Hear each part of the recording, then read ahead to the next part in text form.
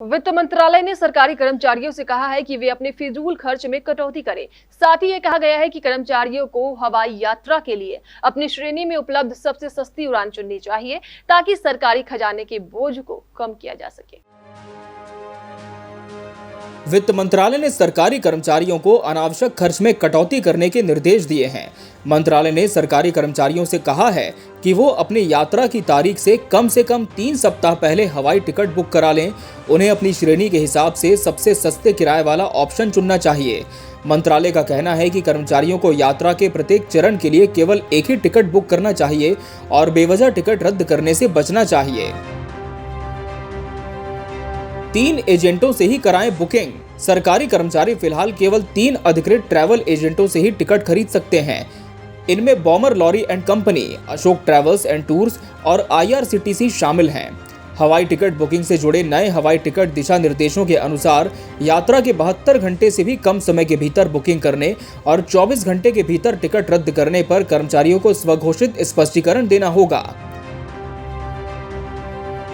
खजाने पर बोझ कम करने की कोशिश। व्यय विभाग के कार्यालय की ओर से कहा गया है कि कर्मचारियों को अपनी श्रेणी में उपलब्ध सबसे सस्ती उड़ान चुननी चाहिए।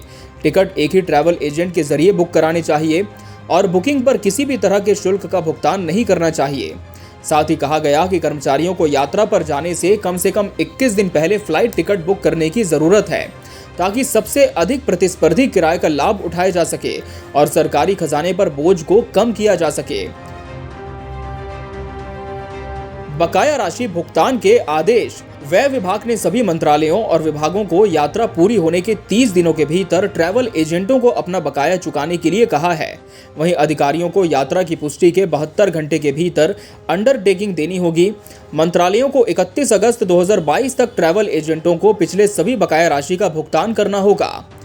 इसमें कहा गया है कि सरकारी खातों में यात्रा के अलावा और भी किसी तरह का खर्च नहीं जोड़ा जाएगा।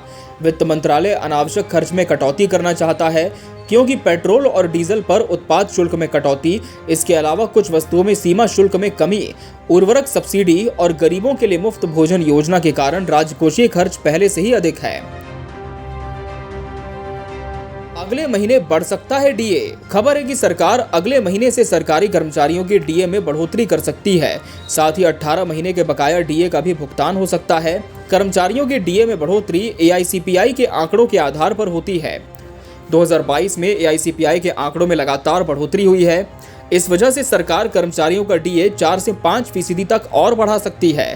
फिलहाल 34% डीए मिल रहा है और अगर इसमें 4% की भी बढ़ोतरी होती है तो ये 38% हो जाएगा। Bureau report, KBC news.